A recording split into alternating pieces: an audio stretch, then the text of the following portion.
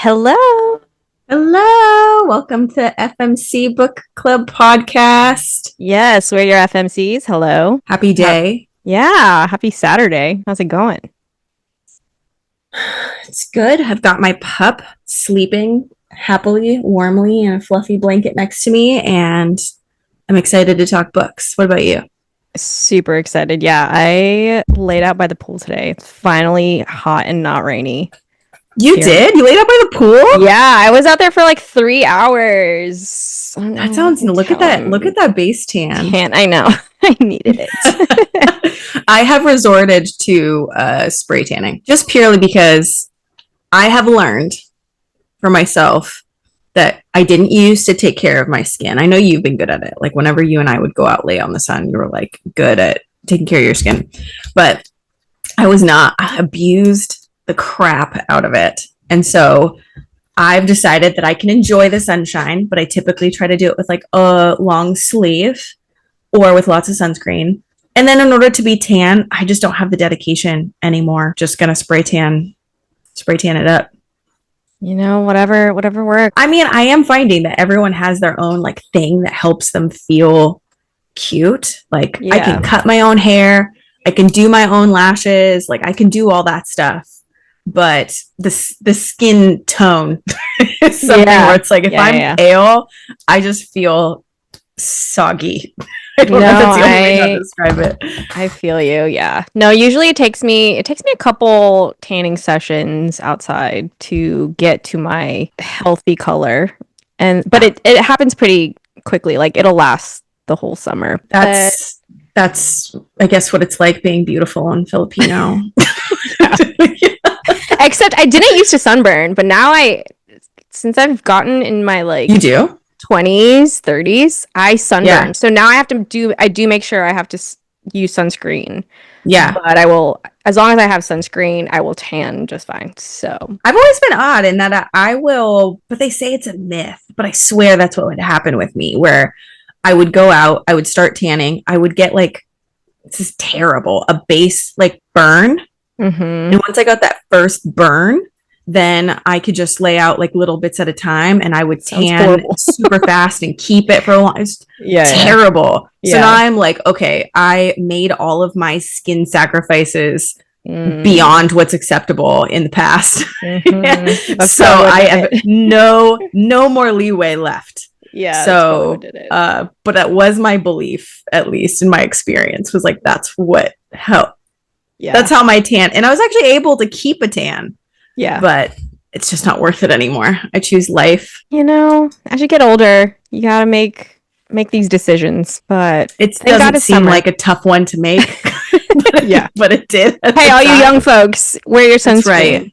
That's right. Wear it. It's not worth it. You feel invincible. Yeah. Absolutely invincible.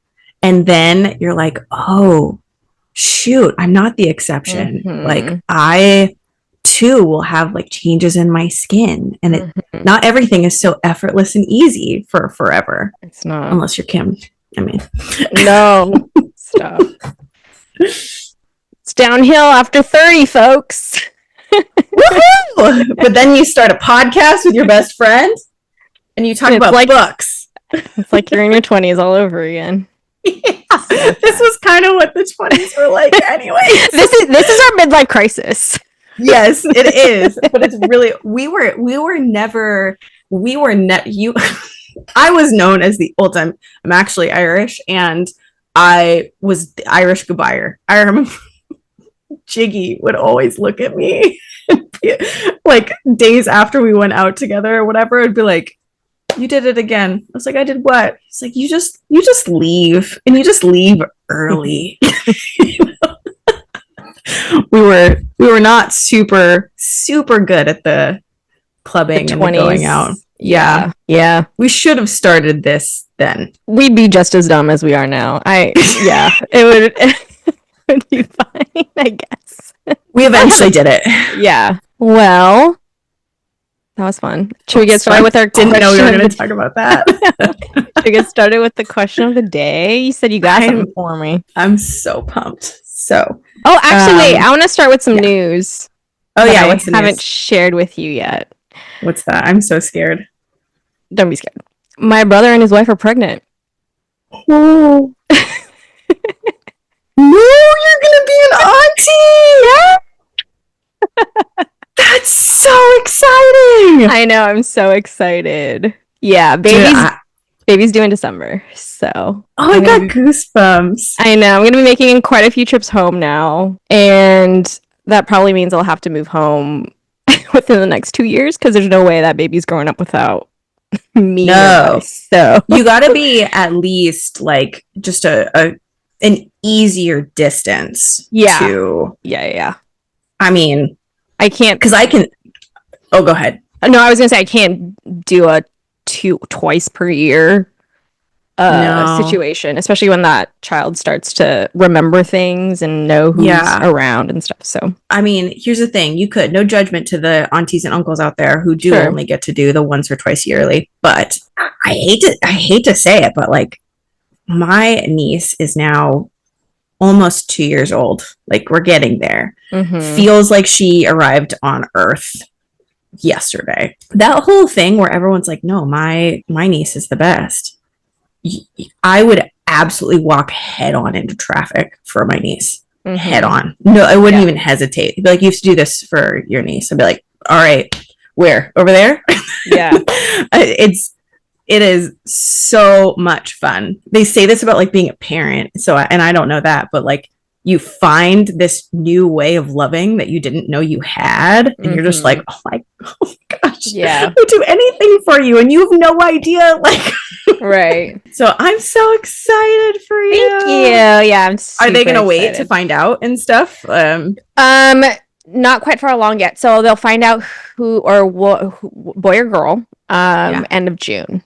So they're going to do just like a little private thing between the two of them. But yeah. That is so exciting. You know what's crazy? You and I have been friends for 12 years. 2012, 13, going on 13. Yeah. Yeah, going on. That's bonkers. That's a long time.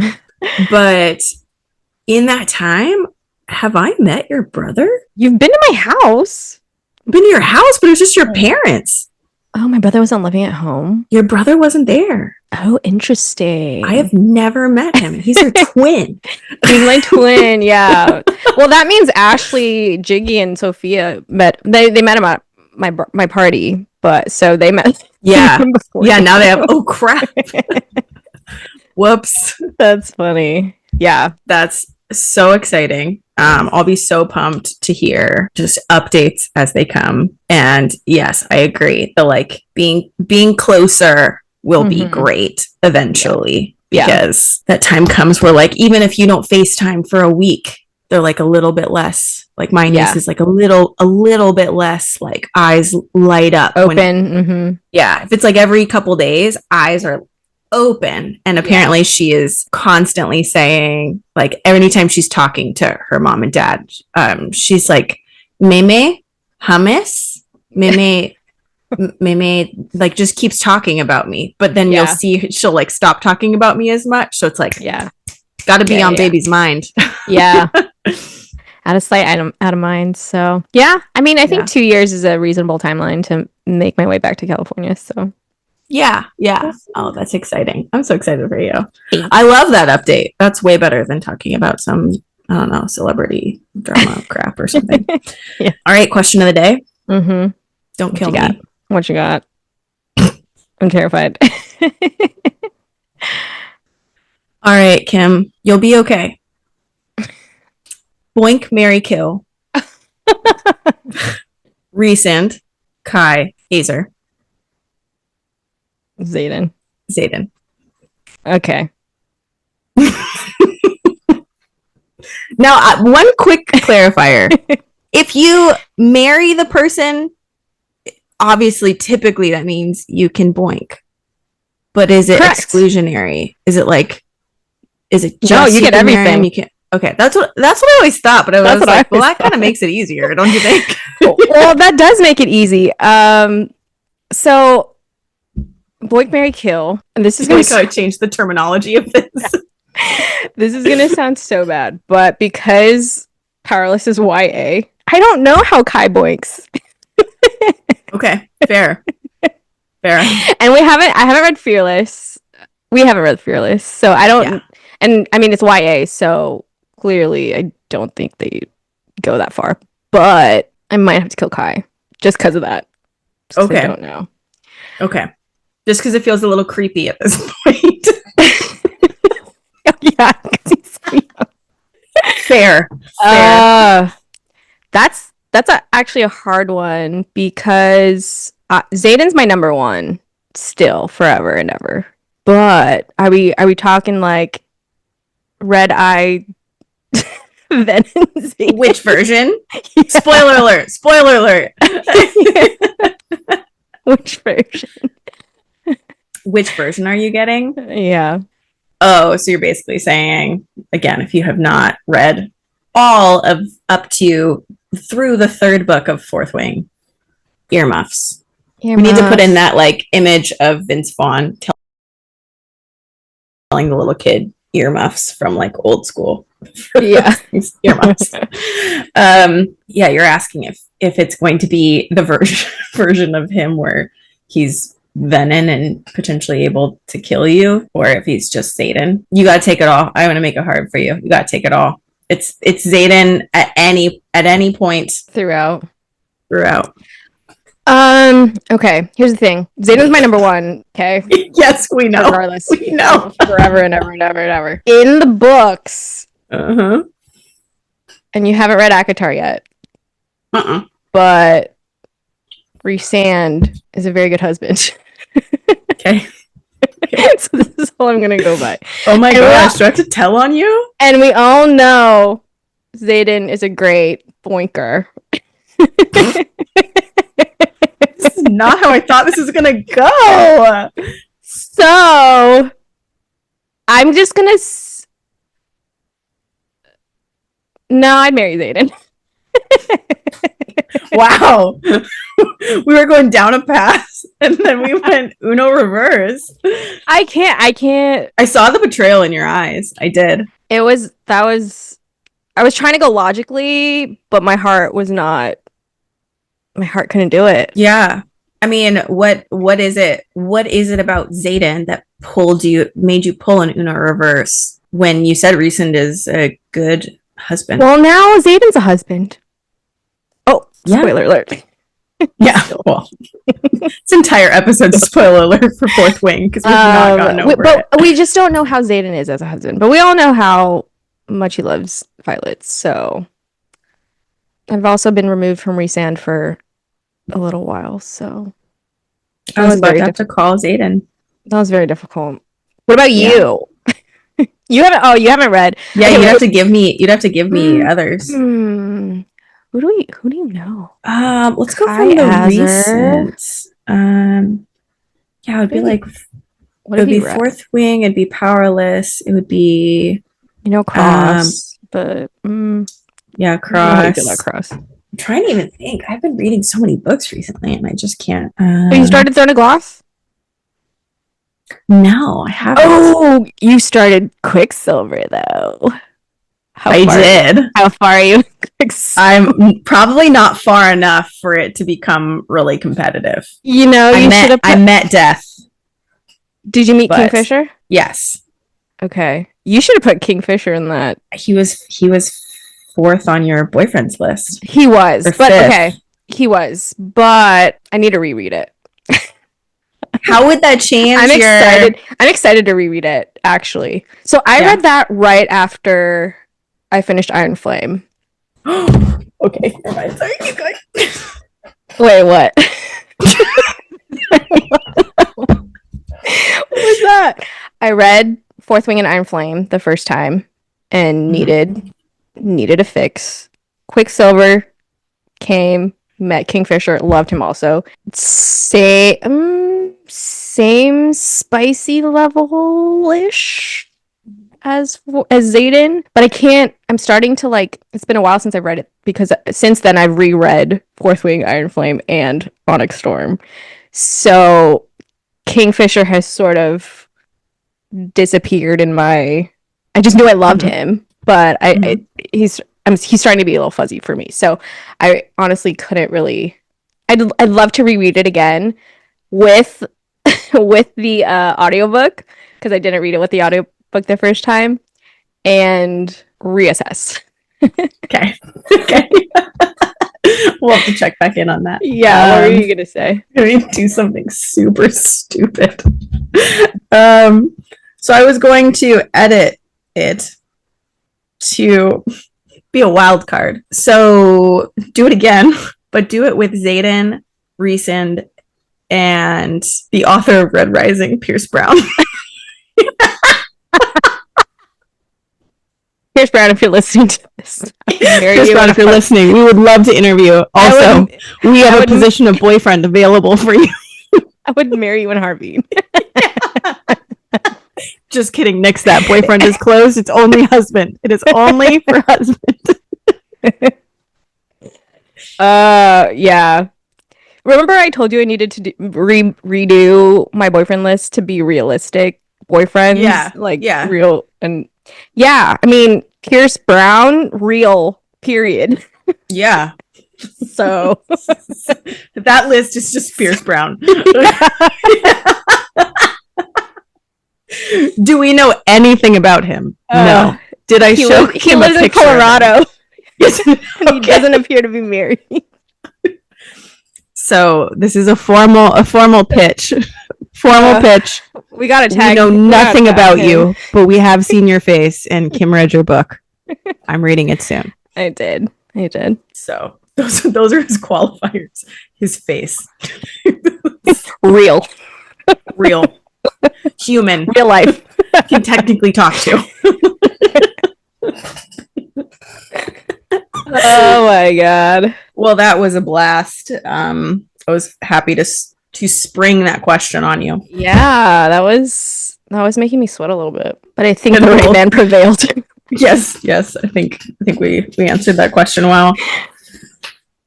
Well, shall we? This is gonna be the longest episode because we got a lot to talk about. I know we have a lot to get through, so we will try to be efficient with some summaries, and then I think I've found my system for this. Okay.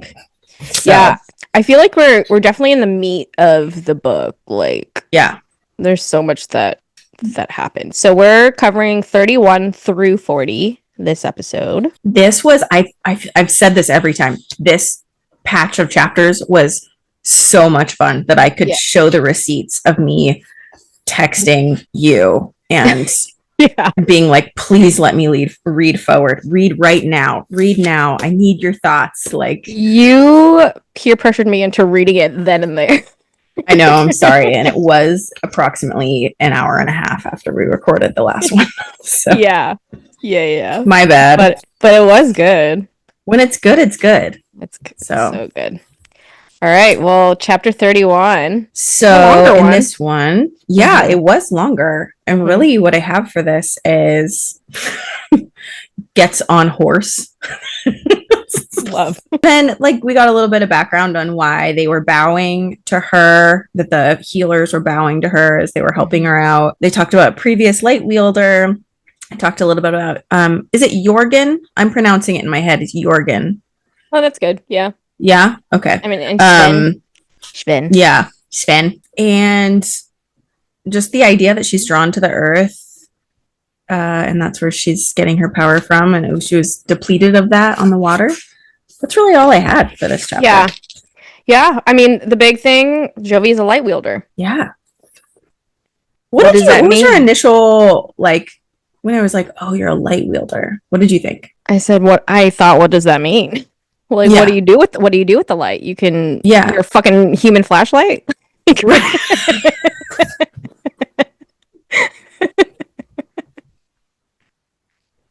That's amazing. Sorry.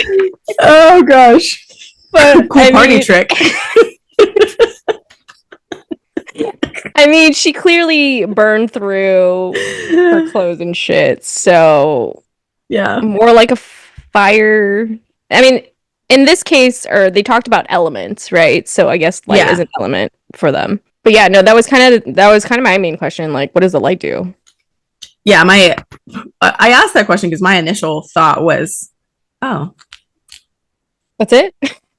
Yeah, that was it. Oh. It was so But it does appear anticlimactic. that there is a heat element here. Yeah, I made a note that burns is a big one. Like Yeah. she'll burn herself, she'll burn people. Because like you said, the alternative is you're just a human flashlight. Why is it so funny? Oh my god. So, I mean, yeah, this chapter, they're literally just getting on the horses to Yeah. head over to wherever they're going. Yeah. The one thing that I did make a note on was when Fia says, "You're going to change everything, girl."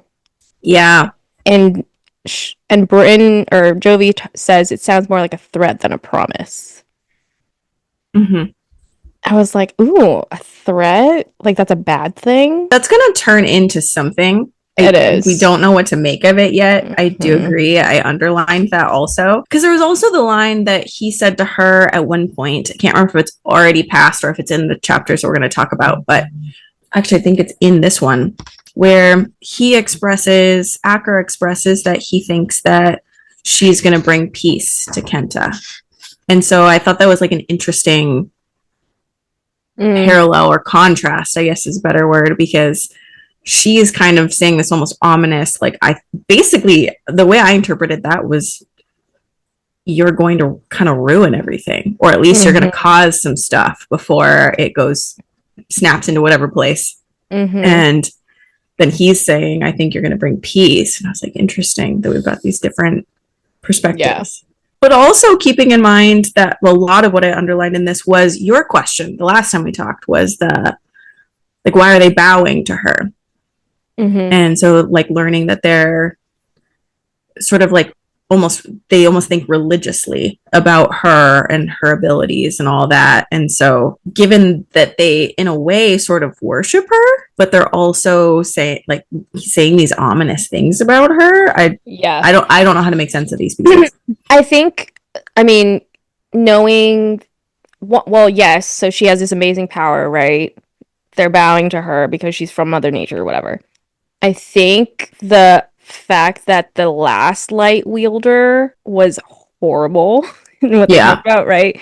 In her reign, that's probably where she's getting that, like, you're powerful. Right. Yeah. So that's kind of how I interpreted it. We'll see. Yeah, I also underlined that. It was like, who was she? In terms of the previous light wielder. But there's also the part in it where you see the jumping of perspective where she's able to see herself through Acker's eyes, basically. That happens on 247, where she says, then I see myself from behind through Acker's eyes. I can taste the water he's swallowing from the water skin, blah, blah, blah, blah, blah. So we start seeing that power of hers. Or is it a power? Is it part of the light wielder? Yeah. We don't know. I started to the other future chapters in this set started to see that. To me it feels like a bond thing, but we'll talk more about that. But I did have the question mark of, is this an additional ability? I've got a lot, there's a lot in here. I just wanted to point out something funny. Top of 242, do you want to read those top two lines? Or really the first two sentences. Mine is here, he says, reaching for my hand. He places it on something rigid. His chest, as I realized by the rise and fall of his breath and the warmth and tick of his heart. Was that supposed to be a bait and switch for Rachel? I didn't catch that, honestly. Who writes something that way, unless it's intentional? That's hilarious. But yeah, no, it just is ambiguously places it on something rigid? His chest. No one in the history of the world has described a chest as being rigid. That's so funny. I didn't catch that. I literally wrote LOL. That's so funny. But yeah, they do have a lot of touching and tension in this chapter. Yeah, there's definitely clear that there's a chemistry of sorts. There's another part I wrote. Again, how big is this bird? Because a soft flap of wings sounds before Blue lands on the horse's neck. the horse's ears flick back. This thing ate a human being. I know. This sounds like a regular bird. Yeah, it's like a toucan. Yeah. Yeah, I know. It's funny. I feel like it has been morphing between like the size of a bear to like trying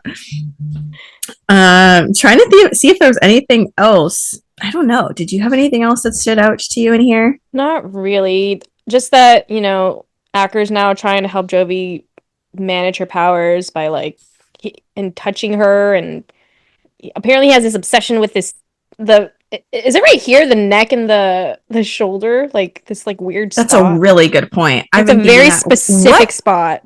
Like what is this obsession? Is there like with this part of the neck, they keep referring to like I can see him looking at this part of my neck through his eyes in multiple chapters, like throughout all these chapters basically. So there's something going on there, but it's a really, really odd fixation. I don't think we've gotten any answers about that. I don't know if that's, how they ask where the power is in. Yeah.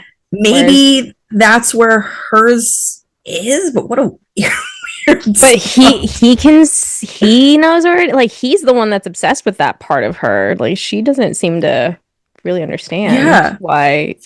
Yeah. It's just weird. He's got a really, really weird body part that he's into. I love that just back part of the neck. It's just best. We'll find out. That's so I think the only other thing I could think of was I might have gotten the timeline wrong, but we've been talking about the bowing thing and you had that question. But from what I can remember, the healer was bowing to her before she even showed her power. So was it because Acker knew the healer? Didn't she burn out because she lit the thing? Or was that just that was just from her awakening? Did something happen? Like, did she show her power when she awakened? I'm trying to remember.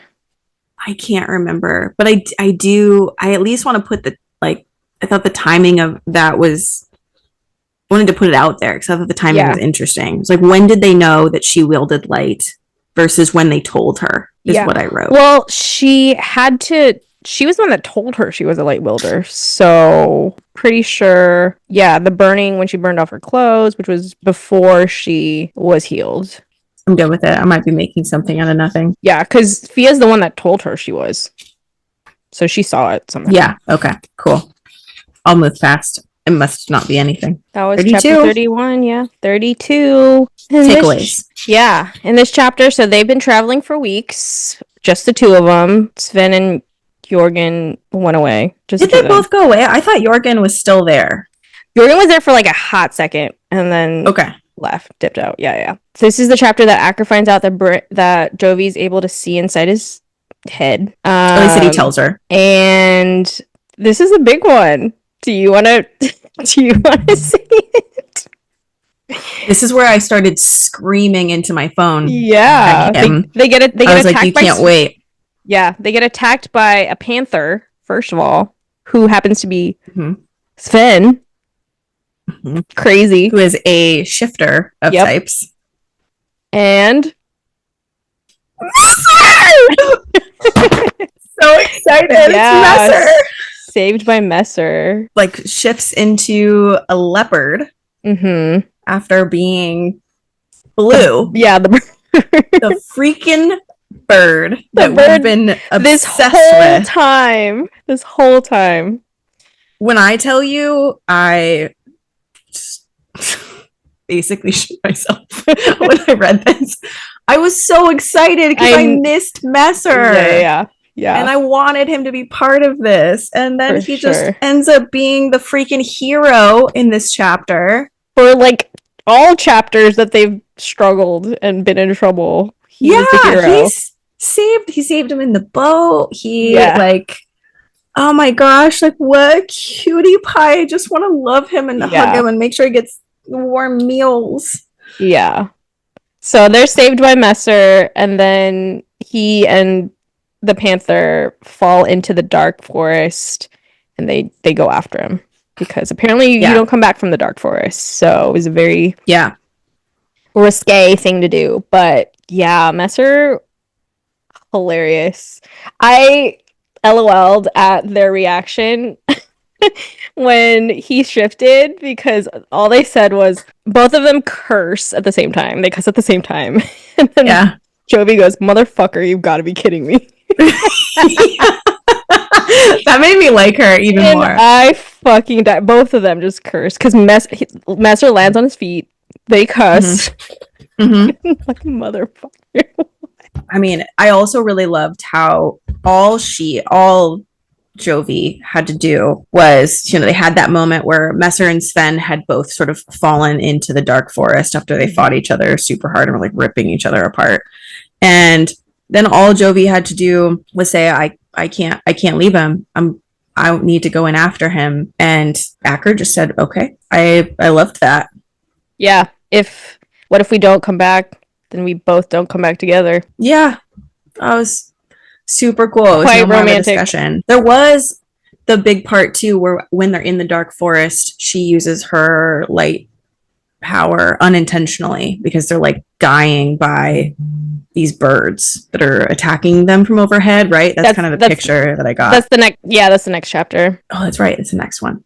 I was wondering where the arrow came from. Remember when Jovi got hit by the arrow? It did come from Vad. When I was reading it, it felt like it came out of nowhere, like who actually shot it, but he was the one that did it, knowing that hurting her would help him get to or to Acker's head. So that was clarified. That was also the reason why Acker's battalion died, because he gave up their location to the Royson rebels. So he's a bad guy in Acker's eyes for sure. I also had questions about the conversation that they had in this chapter. Was really interesting between Acker and Jovi. The whole one where he was like, "Do you see me in your life?" And then I was just like, "Why is this conversation so weird?" It's cloaked in so much because he says things like, "Do you regret leaving Alaha or Alaha?" And she says, "I don't know what my future looks like here. I don't regret leaving though. Do you see me in your future?" She's like, "I don't know what you expect of me, but just because you came to get me, that doesn't mean you're indebted to be my friend for forever." I know there's a reason why this conversation's phrased this way, but I'm a casual reader. And so as I'm reading through, I'm like, what odd things, what is Jovi saying? What is he saying? I feel like she just keeps denying that this pull that they have, like this is just a friendship thing, and even then, like, he doesn't need to be my friend. Meanwhile, is she like baiting him with the word friend? I think so. I mean, he responds with, "Is that what you think? Like, is that what you think?" Like, yeah. So I got that to be the friend situation, or the friend comment. Meanwhile, he's asking like the serious relationship, like, "Do you see me in your future?" And then he says, I'll have to show you." And I'm like, "Show what?" Like, what are you gonna show? I agree with your thought process. I do. Yeah. I thought maybe she's baiting him with like, you know, to be my friend or something to see what he says back.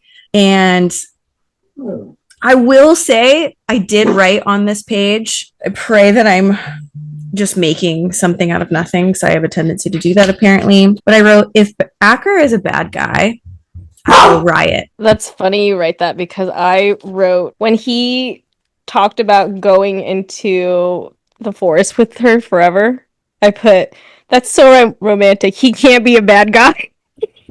He can't be a bad guy. He can't. I literally wrote that down. I don't want that to be it.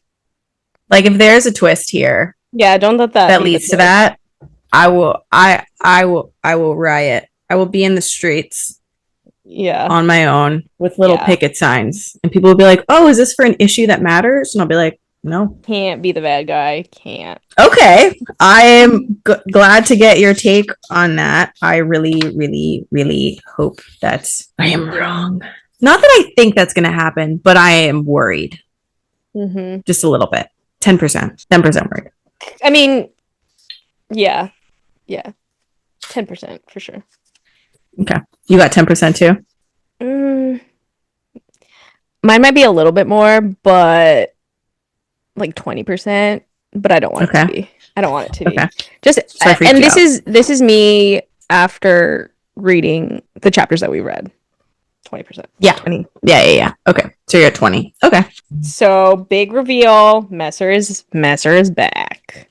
Ezra is back and I love him so much. I know. Um, well, for 33, Yeah, chapter 33. I got a little ahead of myself in the last one, but this is where they go into the dark forest because Jovi has asked and says, "Nope, I'm going. We're gonna go out. We're gonna go out together." And this is where they get attacked by the birds overhead, right? I picture just like giant crows. I don't know if that's right, but that's kind of what I pictured. Yeah, I was thinking more like bats, just Okay. creatures. Yeah. And then she's like, all right, this is like how we're going to die together. We've been in here 2 minutes. And then she uses her light, which just like fries everything.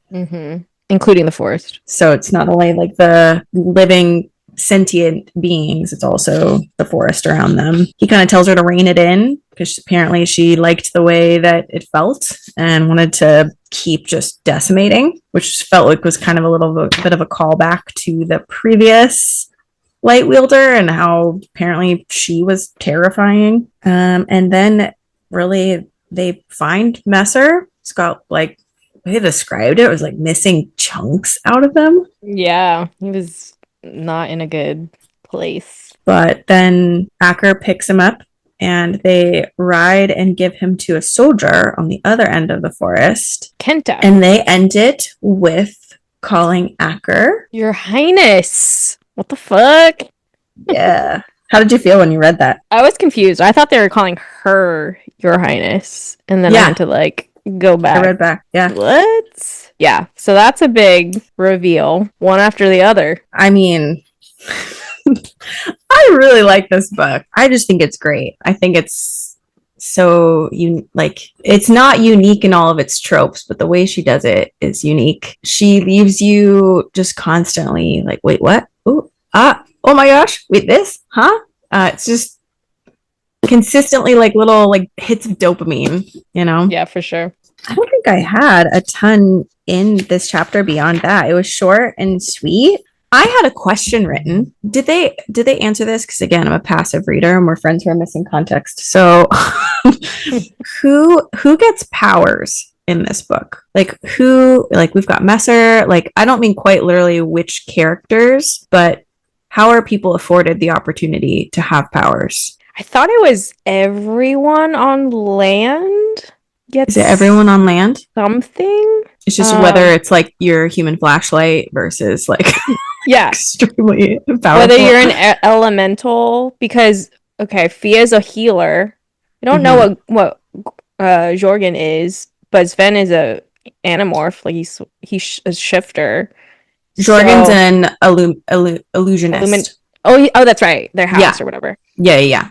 So yeah, it seems like everyone does have a power. Yeah, I think where that question came from is obviously they started on water, and there's a reason they're on water. It's to make sure that they're not getting access to their powers and it's drained there and blah blah blah. But I think that was a clarifier I needed to hear because it was probably somewhere in there. But if you're on land, you're likely to have some sort of power. Yeah. Does Hallis have a power? I don't remember. I don't remember either. And we'll get to him later, but yeah, we know we'll get introduced to some other characters who we know what their powers are. But you're right. Let's revisit that. But yeah, no, that's kind of it for this chapter. 34, we meet Messer's sister, Bo, who is gorgeous and awesome and a ranked officer. Messer is in the dungeons. And so Jovi wants to go find him. So she finds Acker first. Hallis. we are introduced to Hallis in the flesh. He helps her find her. They have a little bit of an argument, which I'm sure we're going to touch on. And yeah, we are. I have thoughts. yeah, I know you do. And then that's kind of it. And then they are off to go talk to Acker. But yeah, so hit me with your thoughts. Well, I kind of think of this chapter in two big pieces. I think of the argument, but I also think about the reuniting with Hollis. So I'll start there because I have way more thoughts on the argument. I was underwhelmed with their reuniting. Yeah, I think in this chapter, yeah. But I mean, they interact a lot more later on, which I enjoyed. They do. Yeah. I was like, oh, come on. Like you guys were, and I get it. It does make sense, but I think there was a little bit of a piece of me that was hoping for something a little like sillier, sassier. I didn't expect them to run into each other's arms by any means, but yeah. But let's do the argument. So she runs in and she's deeply upset that Messer is like in the dungeons. She's like, "This, he saved us. How dare you?" And now we've got Acker standing with his armies, your highness. We're seeing him in this whole different light really quickly, just as the way that she is. So I thought that was artful, the way that she wrote that. But she storms into the room as basically, "You're not listening to me. We're going to talk to him. What is he doing down there?" Absolutely not. He's in front of all of his officers and she yells at him, right?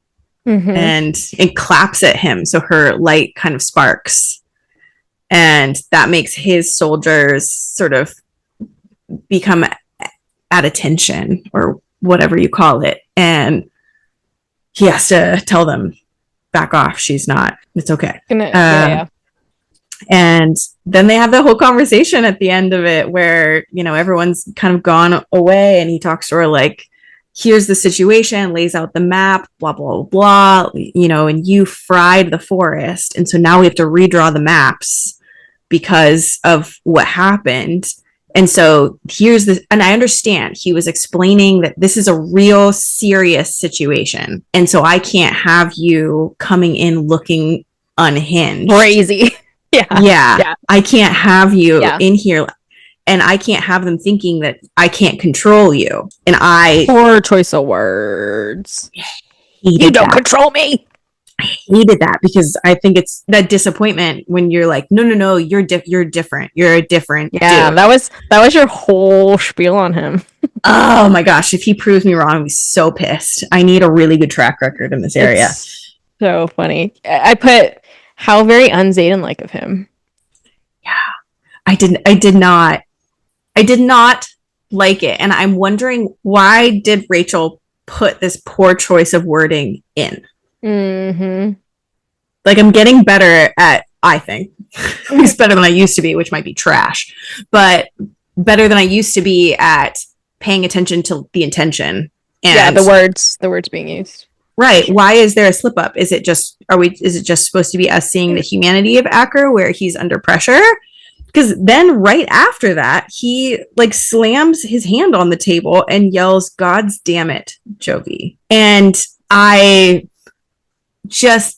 have a yucky feeling underneath my skin where it's one of those things where in movies you see the love interest who has these little moments where you like really see how he actually is. And I am just praying that this doesn't turn into something. Yeah.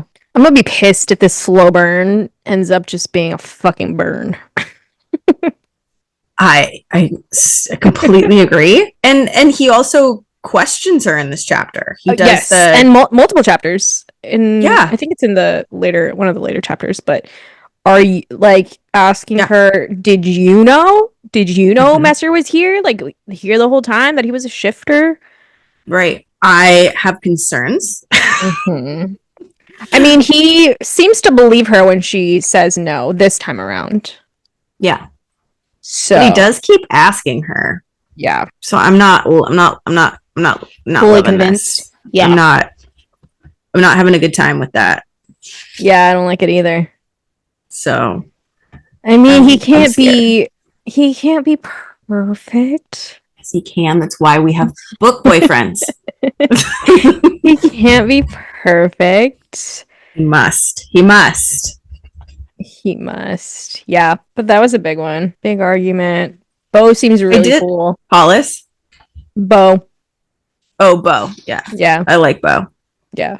She seems badass. I thought it was really cool that they made it a point. She made it a point to point out that women in this community, in this kingdom, whatever you call it, they have better roles and standing, and they're Oh yeah. actually officers as opposed to Mm. just guards. Mm-hmm.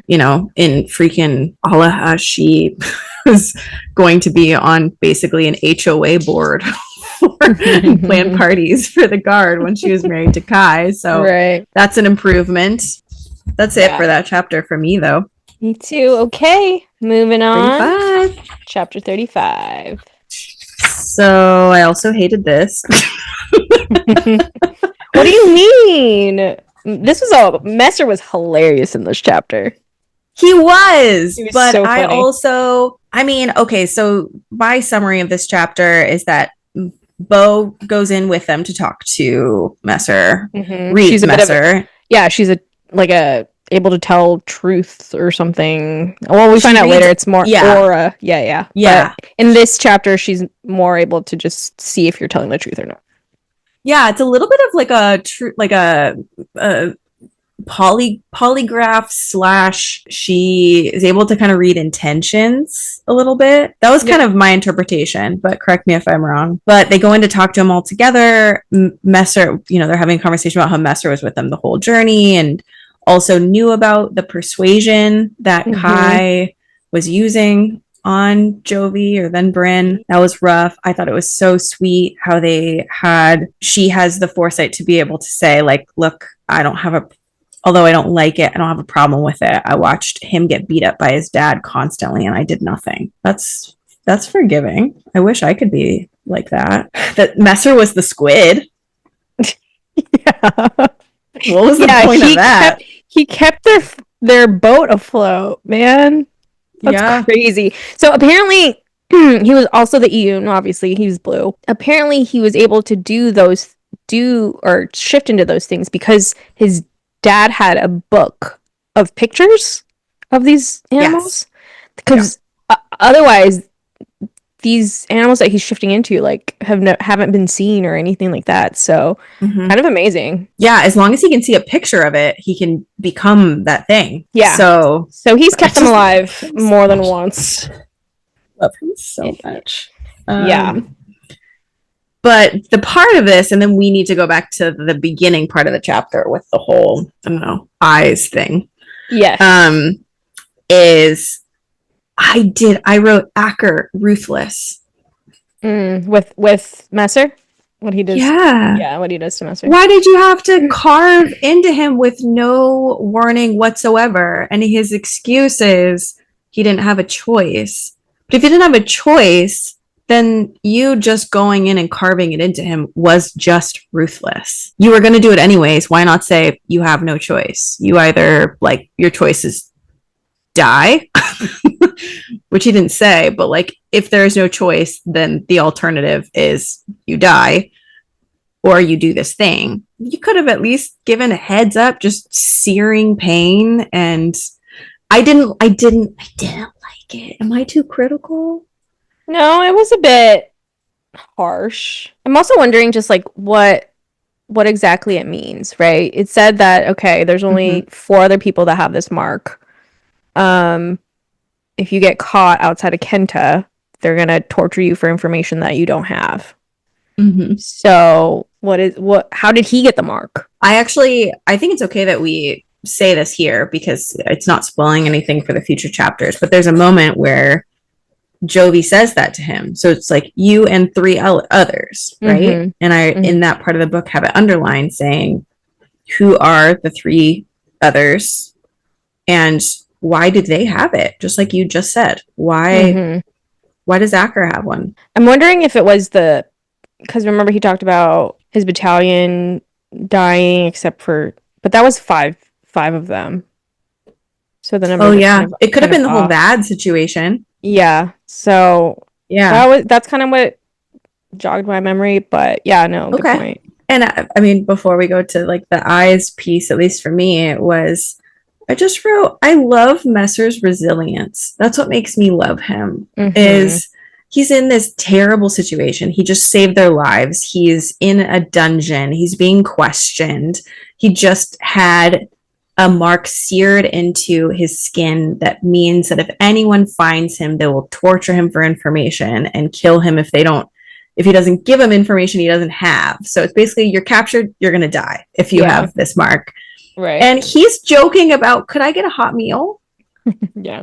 What a freaking cutie pie. I love him so much. He's the definition of, I was watching someone talk about a study of resilience in people, and they were saying that people who are resilient have a tendency to laugh or make light of a lot of Mm-hmm. things. Mm-hmm. And the thought was that people are making light of it specifically because, like that's their way of coping. But really, it's a way of like inducing the neurotransmitters and chemicals through laughter. And so I don't know, not that he's laughing in this part, but it made me think of him because I just feel like he's that type where he creates his own joy and he is able to find the levity in any situation, and that is what makes me just love him and just want to snuggle him. Yeah. Eyes, They're changing they are a changing. in this I chapter. just wrote blue, and it's not about the bird. It's funny. I also wrote blue exclamation point, and then I had to put parentheses. I had to put parentheses eyes. Eyes. Yeah, we're not talking about the bird. The same one. Yeah, so they're changing blue in this chapter, same as Messers. So apparently, just being away from the water. Yeah. Yes. The water bleaches them of their color, so they get super faded. I thought it was cute if, like, in that part, obviously you and I are both really, really pumped because this was our theory, is that who knows, maybe they might change. So fun to see that happening. But I loved when Bo started reading Messer. It was so cute. She starts describing him and like he's like, "Are you interested?" Yeah. Just the fact that she picked up on him, like there's love. So he loves Jovi. Yeah. But not of the romantic variety. Yeah. And he's a bit of a philanderer. So true. He is. He's our sweet little hoe bag. Yeah. Duplicitous, doesn't care for rules or decorum, loves attention. This is where I started to have suspicions of I wrote on 281, Messer quirks a smile. I couldn't let B have all the fun without me. And then Bo snickers. Hollis glares at Bo. And I was like, love triangle? Hollis secretly loves Bo. Yeah. Does Hollis love Bo, but Bo is going to like Messer? I don't know. Or Hollis and Bo kind of like they have that sassy energy between the two, but they actually kind of like each other? Yeah, the enemies to lovers type thing. Yeah. That's what it seems like. Or are they sibling type? Because it did. Yeah. Is it like a brother sister like hate each other but love each other kind of thing? Or is it they pretend to hate each other but they really love each other? But there's a lot in here that was like Bo was looking at Messer when he took his shirt off and things like that happen in these chapters where I was like, is Bo gonna be into me? I want, even though I would love for their relationship to start out as her knowing he's a philanderer and then to have it slowly shift into like actual romance if he finds the girl who makes him change his ways because he's like, no, this is the person you do that for. Yeah, I ship it for sure. Did any part of you like think, because I don't know if I'm making this up completely. It's fun. I whatever's gonna happen, I'm pumped for. Someone else is gonna be into there's another romantic relationship here, and I think it's gonna be one that we're gonna ship super hard. Yeah. I also think the only other important thing that stood out to me, or maybe not the only other, is that Messer said that Kai hated persuading her, but felt like there wasn't another option on 283. Mm-hmm. Where he's like, so who else knew about your powers? And he's like, Aurora and Kai. Aurora and Kai knew. Did anyone know of your intentions before leaving? Oh, that's right. That's right. Yeah. So they didn't. No one knew of Messer's powers, right? Kai did. Kai did. Kai like taught him or whatever. Okay. Helped him with his powers. Okay. So this led me to the question of who does Messer believe that Kai? What does Messer think about Kai? Where are Messer's loyalties here? That's a good question. I mean, his intentions aren't to harm Jovi, and he is not there as an informant for Kai or the general or the captain. So I think he's just there on his own to protect Jovi. I mean, she talks about like, and I don't, is it in this chapter where obviously that's her pet bird? Like they've spent right time together outside of their like inhuman friendships. So yeah, I wonder if he has just this like protective role over her, and unfortunately, like he knew about Kai, but also couldn't. I guess he couldn't do anything about it. So yeah, I guess he's just like, I'm wondering if Messer were to have a conversation with Jovi about, like everyone's had that relationship where they had the friend of the friend saying like, like he means well, you may not be meant for each other, right? But I don't think what he did was that bad. I would be curious to know what Messer would say if Jovi said like, do you think it was okay? Do you think that I should be as upset about this as I am? Do you think he's evil like I do? Because my new boyfriend is saying he's going to murder him the next time he sees him. Like I don't know how else to phrase that, but I'm curious really what he thinks about Kai. Yeah. Does he see him just like himself? Like he was trapped and had to do things he didn't want to do? Yeah. That's a good question. And I mean, I think hopefully we'll get answers, but that's definitely not a conversation that they've had yet. Yeah.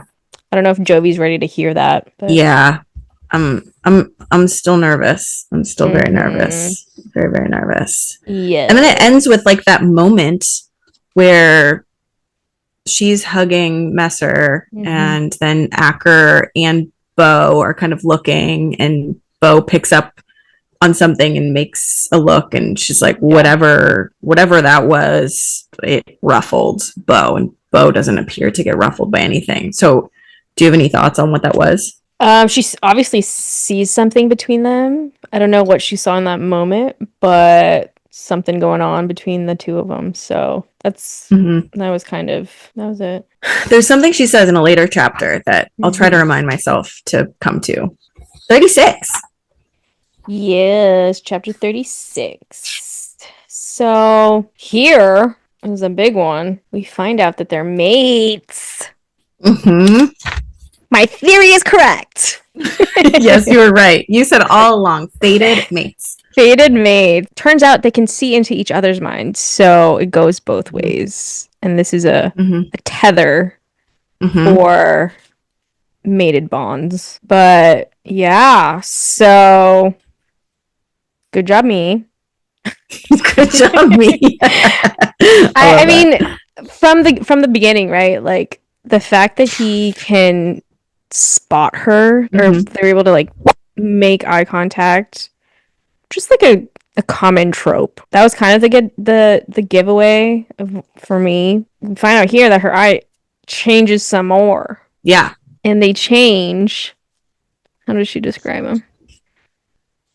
Hazel with variations of green and gold, depending on the angle I tip. Or she's looking at her eyes in the dagger, letting the light shift and reflect off my iris, like the color of every season. Yeah.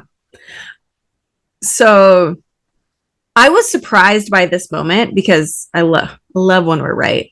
Chef's kiss. I love to see that it's our first book in our podcast, and I think we're starting at a good place in terms of like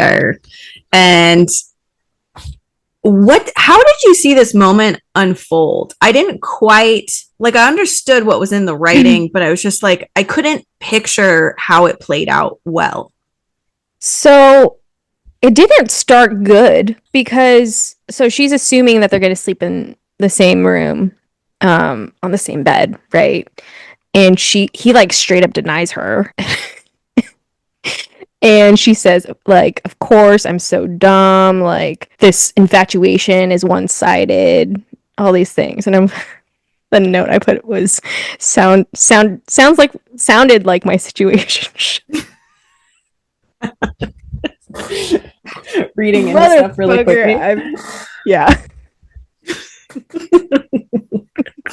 You saw yourself in this moment. Yeah. And then now they're they're like about to kiss. Is what it's like all this tension that they've had. Yeah. And then just the eyes. So is that the piece that I didn't really pick up on in the reading, was that she jumped to being in his mind, saw herself, like imagined this kiss. So that's the piece there's a piece there I don't fully understand, which is that she basically saw the possibility of, or like a path of what could have happened, and that was a kiss. Like it didn't happen, but she saw her. Yeah. So that, I mean, that's the piece that I was like, wait, so what is it about this tether where she can see what maybe he wants to do in a moment too? It's not just that she sees live what's happening through his eyes, or to hear what he's hearing. So I have a question about that. Maybe that's something we just hold on to and see what happens with it. But yeah, there was that. But then I was like, why did she stop and just go like, I have to go look into a dagger to look into my eyes? Was it that when they were going to kiss through his eyes and did, but really didn't, that she saw her own eyes and saw that the color had changed? I think so. You see what I mean? That I was... Yeah. The writing is interesting because it has no mention of her being able to see her own eyes through Acker. Yeah, she didn't say anything like that. She's like, no, not a real kiss, but his longing for one, a fantasy I've peeked into. And then she just jerks back. So I didn't know what the impetus what of prompted that was. it. Yeah, what prompted it? I don't know. I wrote not mind jumping, but also wants/desires. Yeah, that one's interesting. So it might just be a table, but so not only can she see in his mind when it's live and happening, but she can see fantasies of his. Yeah. Or can he see what he wants her to see? But that wouldn't make sense with future things. Well, okay. Do you remember when he said, "Let me show you" in that other chapter? Yeah, that's true. Can he do that? Like, is he projecting? Because he says, like, what did you see? And I'm wondering if he like did that. I guess we don't know for sure, but I think you're on to something there, because he's like, let me show you in the past. Yeah. But then in this moment, he asked, what did you see? And so it's like, he wouldn't have asked that if he knew, if he had intentionally shown her that he maybe wanted to kiss her then. True, but maybe does he know about projecting fantasies and he hasn't done it before, and so he's like, what did you see? Did you see it? Their tether around each other as adults is new, so maybe there's a piece to this that he's also figuring out with her, right? But there's a lot going. There's like two things in terms of what they're able to do. They're able to project into each other's minds, sometimes intentionally, sometimes unintentionally. Maybe they're able to harness it as they get better at it and have more experience. But there's also a piece where they're jumping into each other's perspective versus being able to see what they want or desire or something else they sounds like it want them to see. I don't know. There's a sometimes, you can say, I want to show you and pull you into it. Other times for her, she's in that moment all of a sudden against her own sort of like volition, which we see in a little bit. I don't know. I think we table, but I think it's good that we pointed this out, because there's clearly more to this than just being able to like check in to each other's brains. Yeah, and she obviously freaked out about it, and she's upset that he didn't tell her. A little bit, not for long though. She said there's not a lot of time to sort through her thoughts, but she gets a little bit of that feeling of like a moth to a flame. Drawn to him, the tether. And no one ever really uses that phrase well. So again, I'm getting real. When I say well, I mean it doesn't normally mean good things. Okay, you're getting I'm getting the yuckies. Warning signs. Yeah. Because to me, it's starting to give that same Kai. Yeah, it's giving persuasion of a different flavor. The tether is persuasion of a different flavor. Yeah. Wouldn't that be crazy if that was the twist, right? Yeah. If it's a twist. Yeah. No, go ahead. Yeah. No. I was gonna say if we thought Kai was the persuasive one, and then turn around and it's actually. Well, it's starting to be muddied. It's like, Messer's muddying it with Kai, saying like he really didn't want to. And okay, wait. So can I go back really fast to chapter? This was actually a note of mine that I didn't really follow up on, but on page 265. So they're in the forest, right, getting attacked by these fucking creatures. Yeah. She's starting to like get angry, right? And her power's feeling. So anger, unlike anything I've felt before, fills me. I am sick of constantly being on the brink of death or an attack. Sick of men who think they control the world and everyone in it. And I flagged that. Yeah. And I was like, okay, that's an interesting choice of words, right? In that moment to like unleash her power. And it didn't say, I mean, sick of men, so men in general, which can include Acker. I'm scared. Like obviously talking about Kai, obviously talking about the general or whatever, or Ren. But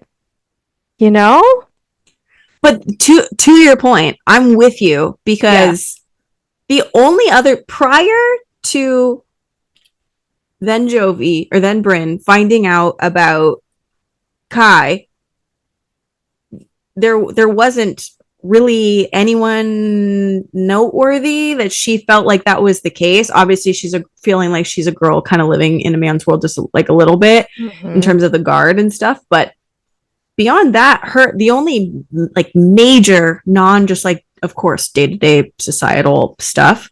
The only major ones is Kai and Ren, and I kind of group those in together. Like they're when someone says that, it makes it feel like it is coming, like major ones are coming from different angles and areas of your life.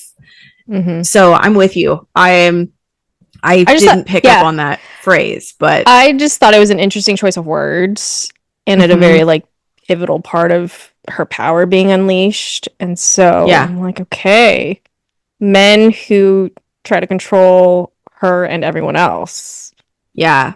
I'm super with you. Is that the theme of the entire book? Like, well, and that it might be because then, I don't think it's this next chapter, but it's coming up is, and don't let me repeat this too much when we get there, but it is starting to feel muddy to me between, Kai did this thing and he was the bad guy and still is the bad guy. But now there's like a question mark about that with Messer saying he really didn't want to. Now that doesn't absolve him, but it leaves the door open. And then also there's these like little moments with Acker that to me are starting to feel yucky and a little, not that he's being controlling, but we are seeing another side to him. That is at the very least someone who is, in royalty and leader of the army for his people, and at least is having to make kind of brutal, ruthless calls, which you can expect, but does it go beyond that? I'm so scared. 37. Yeah, chapter 37. So she has a cute little conversation with Bo. Yeah. Bo explains more about her powers and the aura, and that Jovi asks Bo to read her, and she's like, I'm not going to. It would be a disservice to you. So interesting.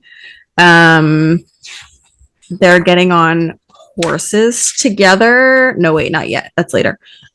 She talks about their auras merging, her Bryn's and Acker's, or Jovi's and Acker's. And Messer's kind of baiting Acker here. It's hilarious. Love him so much. Yeah, and he sends him out to go do like some scouting of some soldiers, but yeah, that's just hilarious. That's a quick question I have. Yeah.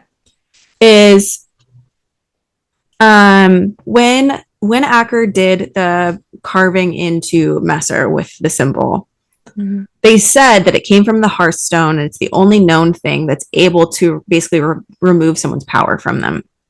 So why doesn't it remove Messer's power when he carves into him? Because he turns into basically a crow to go do the scouting for this. I don't think it does. Isn't there something else that like prevents him from shifting? Like there's something else. I don't think it's that particular thing. I think the Hearthstone, from what I remember reading, the Hearthstone prevents an heir from accessing their power. Oh, okay. So specifically an heir, meaning it can't be Messer. Messer isn't an heir. Right. He's not an elemental. Okay. You're right. I interpreted heir complete. My brain just did this thing where it was like, that's not what heir means. I guess I took it more as like someone who has powers. Yeah. But if everyone walking has powers, then that's not really special. Right.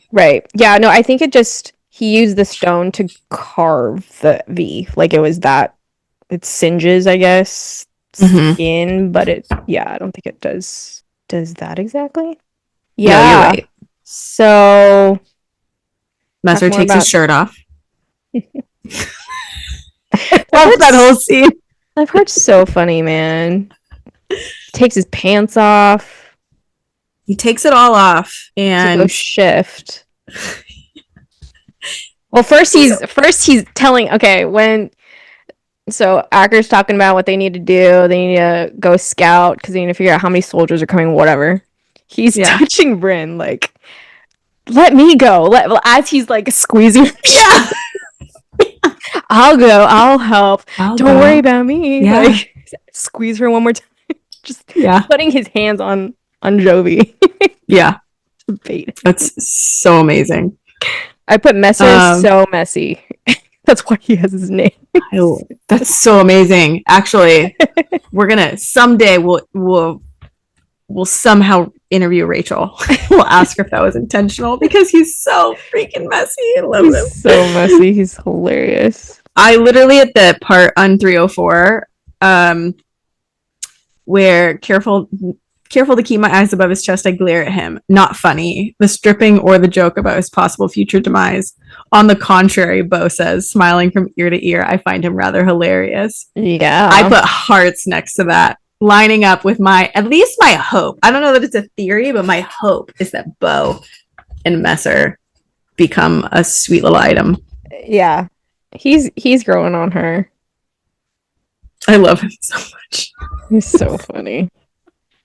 Oh. All right. 38. They head on their 3-day trip to the palace on horseback. And they're only taking 2 horses, so Acker makes it so that Jovi sits with him and Bo and Hallis are together.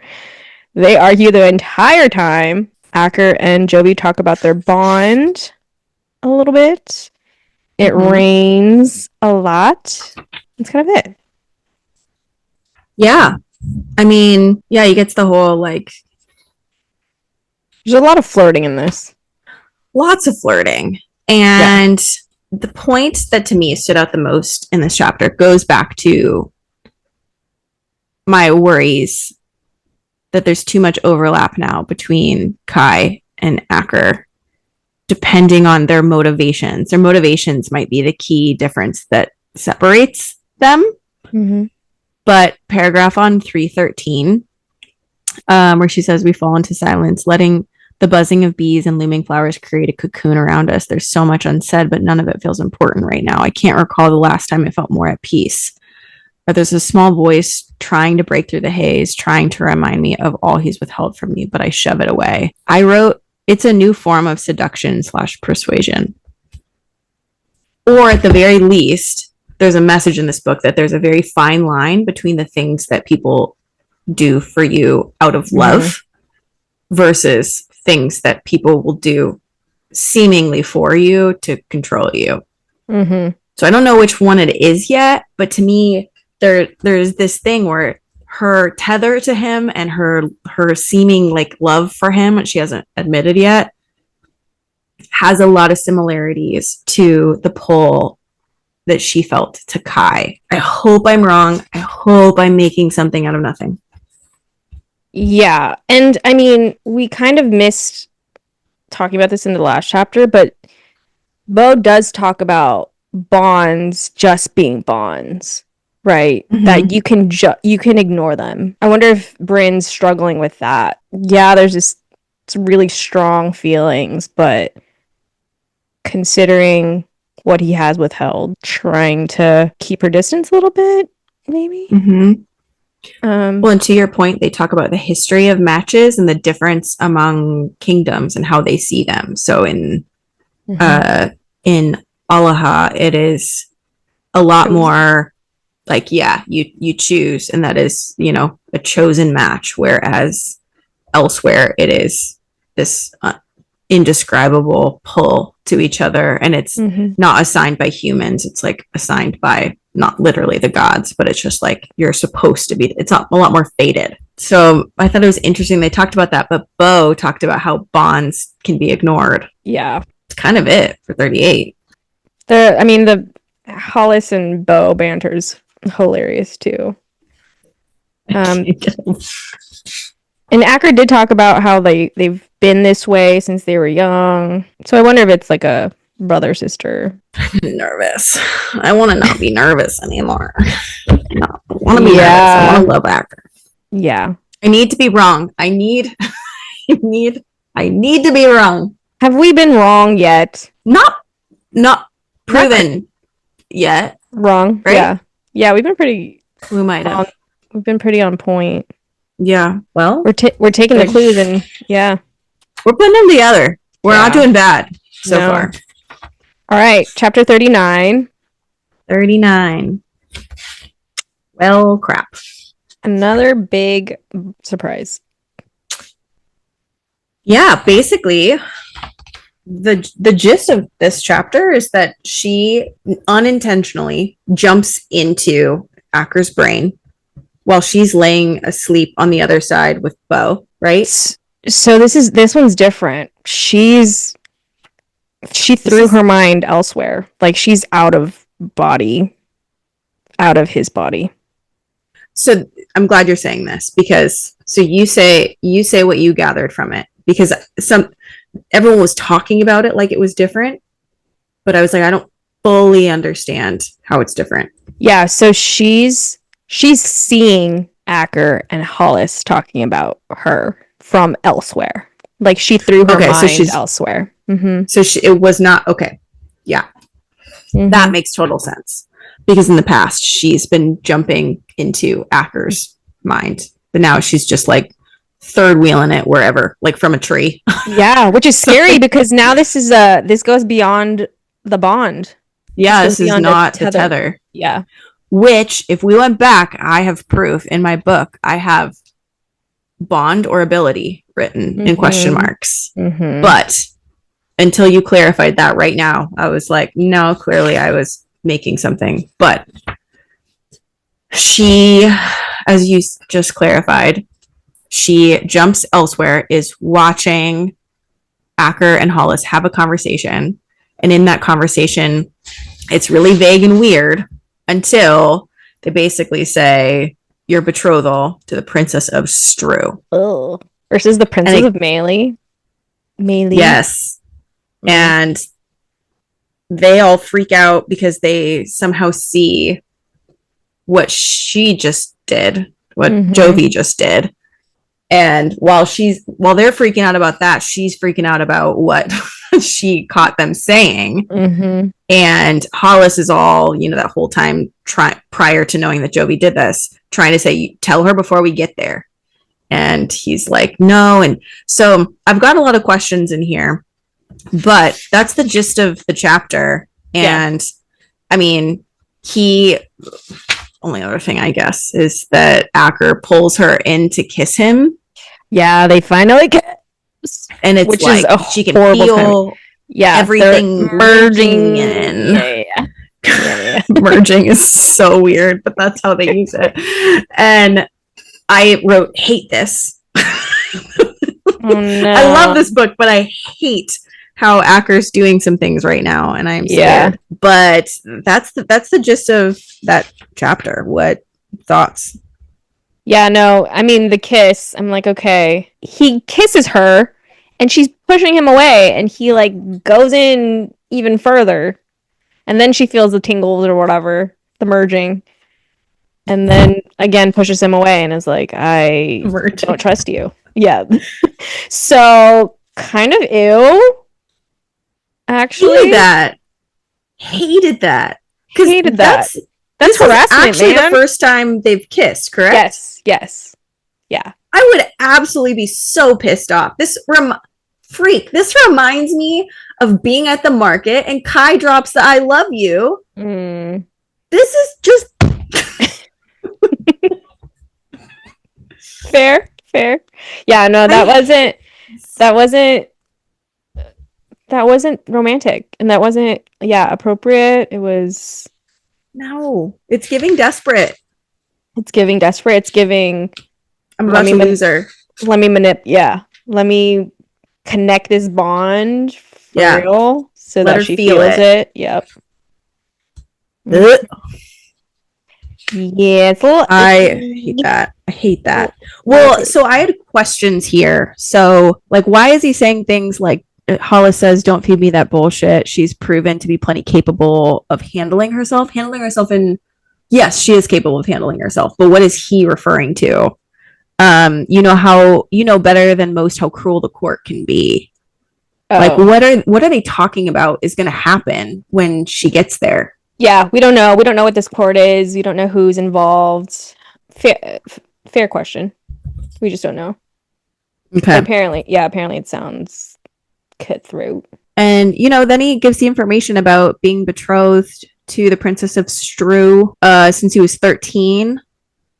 And before that, it was her. But that when she went missing, they had to make a new alliance.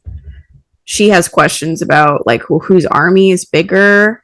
And I didn't know what she wanted to hear there. Would it be more of a bummer to her to hear? If she heard that it was Stru, then she'd be like, well, then crap. Like, that's it. We're done. If there even is a real thing here, then I'm out of the picture. I think it was a lose-lose situation for Acker, yeah.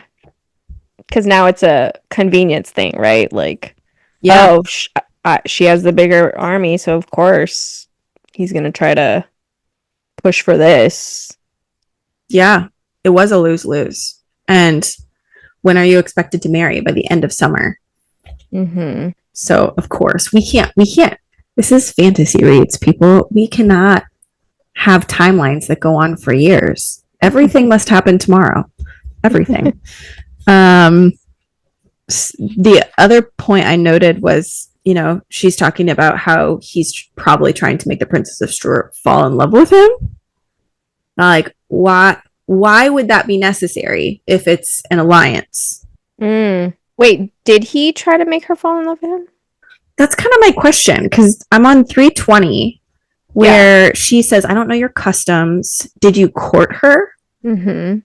And he says since I turned of age. He's only visited twice to establish a familiarity. So it doesn't sound like he was trying to make her fall in love with her. And he says, not necessarily, no. Like, why not? No, not necessarily. Why not just no? If it was just like, it is what it is. Like,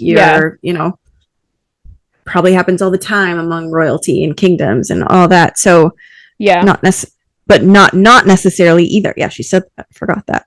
I have a nation of people depending on me to save them. there's not a lot I wouldn't do to keep them safe. But if you're married to the Princess of Stru, who gives a crap if she loves you? Mm-hmm. The only answer to me that could be for that is control. But like For him to again, make her fall in love. What are you talking about? Control like what? control Princess of Stru. I don't get that at all. I get Okay. I get it, like I was gonna marry her. I wanted to create a friendship. Didn't necessarily need her to make reminder, right? Bryn's been Yeah. gone for 10 like years. Yeah. So So I'm going off the railings here. a little bit. Cuz I didn't get that That's at all. funny. I kind of just got like, yeah, I would have done it. We would have been friends. Maybe we would have fallen in love. I don't know, but there's not Okay. much I wouldn't do for my people. So Okay. that's what I got. Okay. I'm with you. I gotta say, the paragraph that you brought up from when she was in the forest and Mm-hmm. just lit everything up. Mm-hmm. Mm-hmm. That's sticking with me right now, and it's Okay. influencing a lot of my thinking. And I think I'm trying to do that thing where you push them away so that they don't hurt you. You know what I mean? I'm just like, Yeah. nope, Acker's out. He's the worst. Yeah. Yeah. That's so funny. Because I'm you did that noticing with that me one for myself. Kai. I know. And I was right about it. So now I'm a hammer looking for nails. Well, nails now are everywhere. Well, listen, you've made me fall in love with Acker, so here I am defending him. I know. Yeah. we're what I do. resting nicely in our roles. It's what I do. Yeah. Well, at least we have our place. That's really it. She says, I don't trust you. He says, I don't need you to. I need you to trust yourself.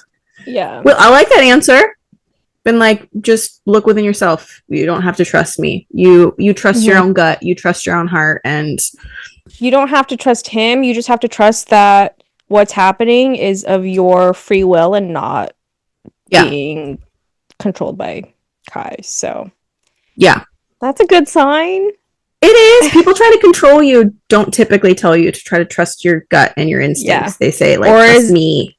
Or is it reverse psychology? I can't take the emotional distress. Here we go. Can't take it. Okay. But she is glowing at the end of the chapter, which means she's scared. We didn't really say that in the chapter where Sven attacks them, but her glowing is a sign that she is fearful. Yeah. There was also the thing with the dagger in this. Sorry, I keep tossing things in last second. Remember the beginning of the chapter, she's missing her dagger. She's like, oh, I normally put it, and then it gets interrupted. So if you go to very beginning of 39, yeah. My blade, I realized the black stone, impervious to the firelight. On instinct, I checked my waistband. Then remember, I tucked it under my bedroll when ... So does that mean it's missing?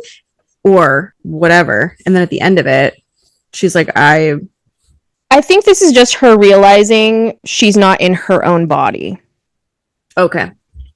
Yeah, because she so she tucked it in her bedroll, but what thinks she's seeing is her body in front of her.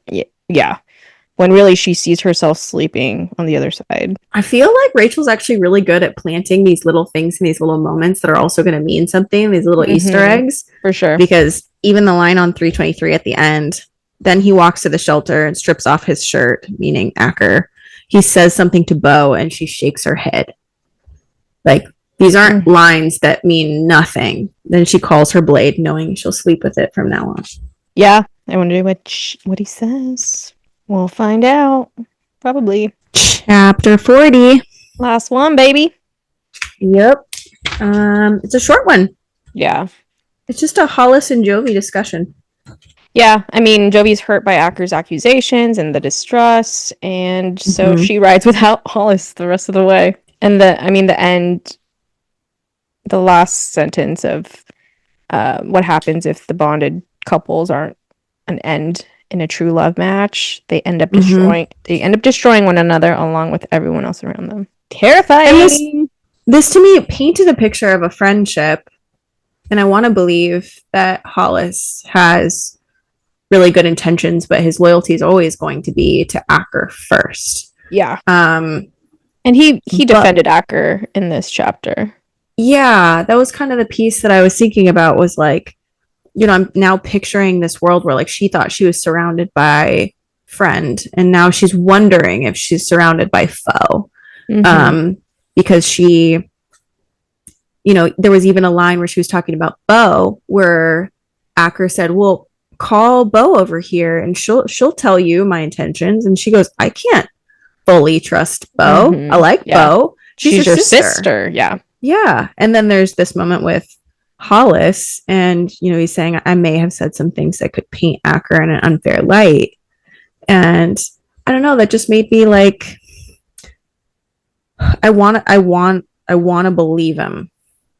Yeah, no, that's kind of sus because obviously you're gonna be telling the truth when you don't think To anyone's Acker. listening. Yeah, when you Yeah. don't think anyone's watching. So he's kind of just backtracking here. And then I hate that I can just keep seeing the other side of this being exactly the same, the other side of the same coin, Mm-hmm. where he's describing Acker. He's like loyal to a fault, to a dangerous fault, like be on his side or don't. And I could see Kai in a much more innocent Yeah, way, because he's a child. Like, kind yeah. of Dane. Yeah. I trusted my dad. Yeah. Versus Acker's his own man. He's a leader, so he knows what he's doing. Mm-hmm. Yeah. I really hope I'm wrong. I'm not gonna say it again. Yeah, I don't know Until next time. Wow. Until I say it 17 more times next time. Oh my goodness. Well, that's it. That's it. Wow. That was a lot. Yeah, that was a lot. Happy, excited. I love this. It was really good. This. Yeah, so that'll be this episode. We will cover 41. Do we want to cover the rest of the book? Or no, we should probably chop it up. Let's do 41 through 50. Okay. I think it's going to be, from here on out, I think it's going to be like this, where there's just a lot every 10 chapters. Yeah. Okay, so we got 2 more episodes of Metal Slinger. Yeah. See you all next time. See ya.